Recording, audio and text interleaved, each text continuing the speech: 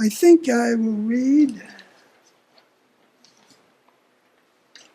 I have a partner, a woman named Day Keene, who you many of you know. She couldn't be here tonight. She is also a poet, and I met her in a Dick Maxwell poetry class 34 years ago. After 6 months or so of dating, she dumped me, and then a certain person here connived to get us back together by bringing Day Keene to my Waverly Writers potluck at my house 13 years ago, and we've been very close and happy ever since. And so Day Keene is an interesting character who I care very much for, but she has some interesting traits. One, she likes to multitask. I have a picture of her drying her hair and reading at the same time. Anyways, and this is called Cut to the Funeral. I call her my wife because that's simpler. I guess she is logically. My wife says of her melancholy younger self, the one I knew 33 years ago, whatever the scenario, I would always cut to the funeral.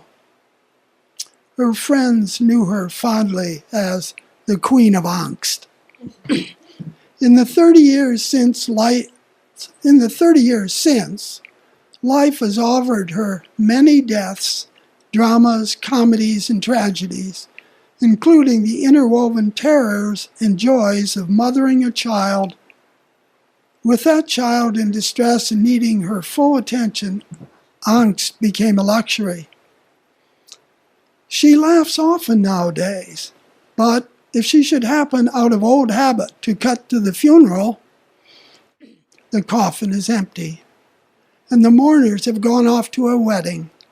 She joins them, surprised to find herself raising her glass to dreams of happiness. She may even dance. I call Day Keene my wife here too, because she's ecologically conscious, or whatever the term is. I call this one saving the planet. It brings in my father too, who was quite a wacky character. Saving the planet. My wife is saving the planet one little brown toilet paper tube at a time. Each little treasure goes into the recycling bin without fail. Why kill another tree, she asks. And I agree, though secretly I believe something will go on with this saving the planet. Something always goes wrong. Nothing can be saved. This sense of futility of best-laid plans I got from my father. He'd seen Halley's Comet in 1910 and felt eventually it must crash into the earth, and thus everything would be for naught. You never can tell was his motto, which gave him a certain freedom of action and joie de vivre, which drove my mother crazy. She was more the saver of toilet paper rolls, trees, and planets type. Back then, she'd spend her time worrying about things, like things running out. What if we, not trees, but things in the pantry, bread or milk or coffee, all of which my father would buy only in limited quantities. Or dog food, especially dog food. The poor dog will starve, my mother said. My father disliked buying more than one can of dog food at a time. When I asked him why, he didn't buy a case of this stuff. The dog liked it and ate it the same thing every night. He looked at me as if I were a simpleton and replied, I don't want to put all my money in dog food now, do I? No. For him, the unexpected was what he expected. Life was unfair and full of nasty surprises. He probably expected the dog would get run over and be stuck with tin cans. Like him, I've spent my life not planning too far ahead, and like him, being pretty good at rolling with the punches. The one time I bought stock, the market crashed, and I lost most of my money.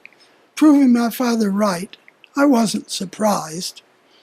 Oddly enough, now that I'm old and have less to lose, I'm into saving things, trying to prepare for the future. So my wife and I recycle all those little brown tubes.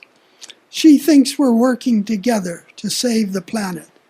But I think to myself, well, at least till 2061 when the comet comes back.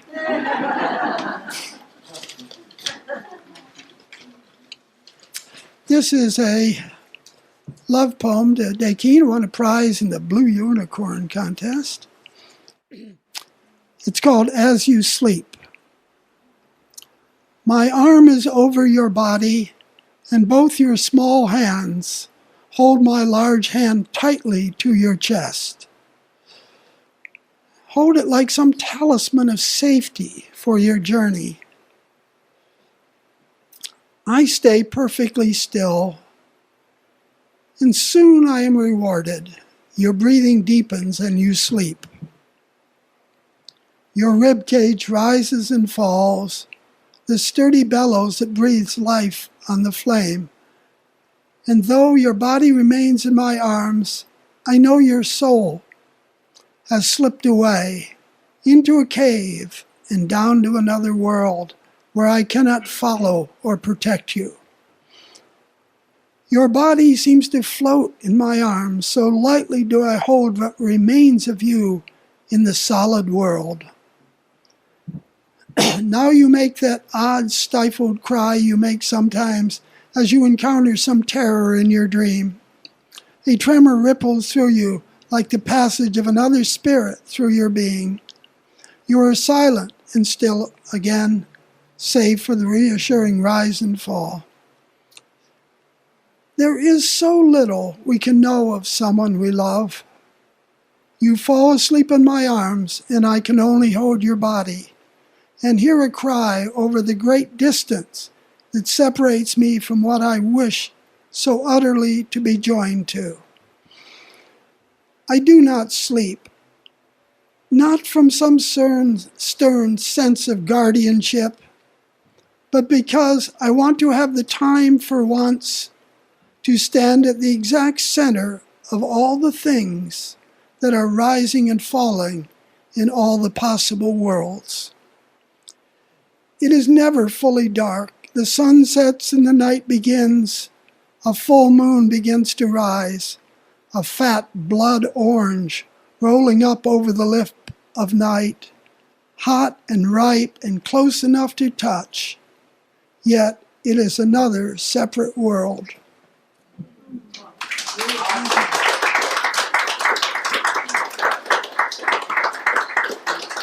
Okay, I will conclude with a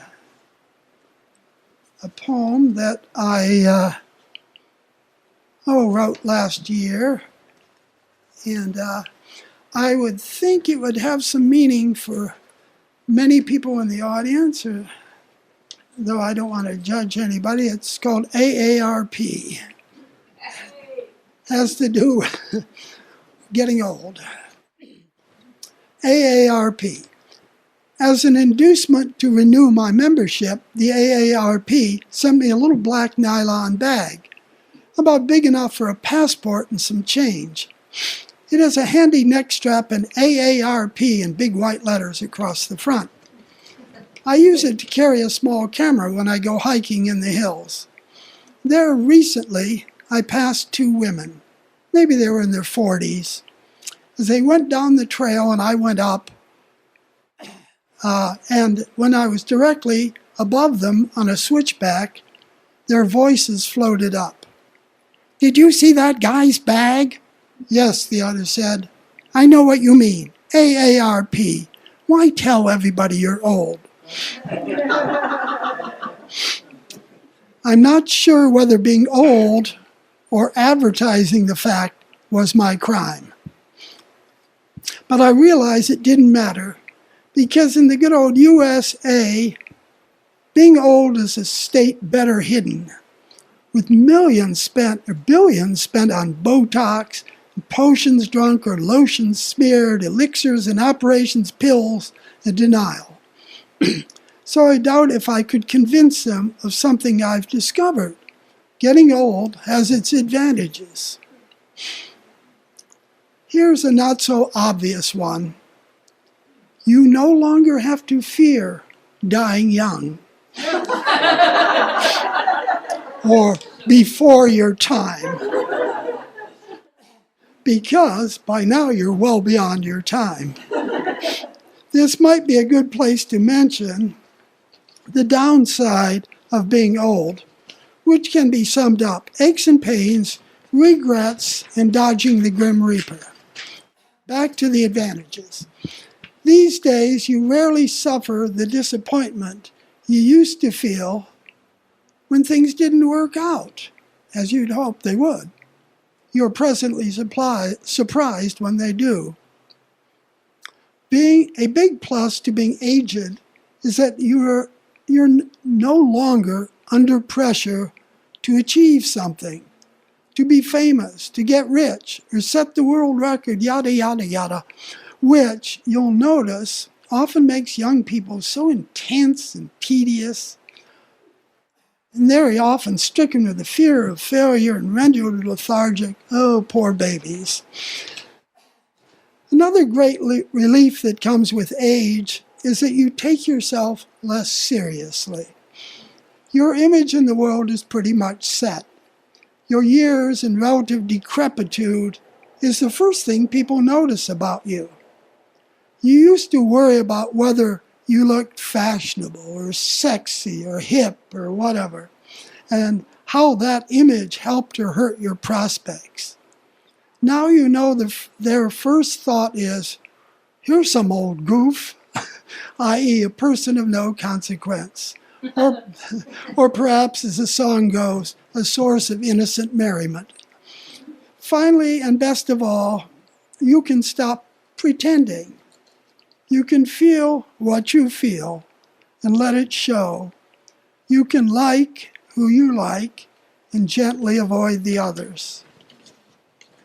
You can let yourself experience a frequent astonishment at the beauty of natural things, the intricacies and terrors of life, the joys of art and poetry, and their improbable victory over time.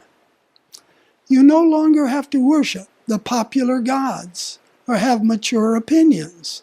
You know now that everything is opinion, and that you've lived long enough to see that today's holy truths will soon become the quaint and ignorant notions of a bygone day. You realize now, in your old age, that nothing is a given, that all this has been given to you, a whimsical gift, certainly, from a sardonic God who can't decide whether he's writing a Greek tragedy or the script for a new Marx Brothers movie. But overall, your very existence seems an unlikely miracle. And then, sometimes you might have the odd memory of love, or a friend's voice, or a smile on the face of a child, or feel the sweet, ghostly touch of someone long gone, and you are, for a moment, almost unbearably happy. Thank you.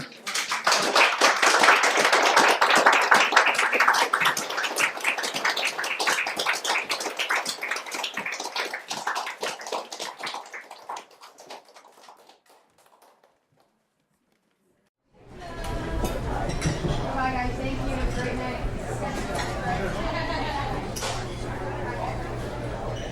Yeah, we'll take that.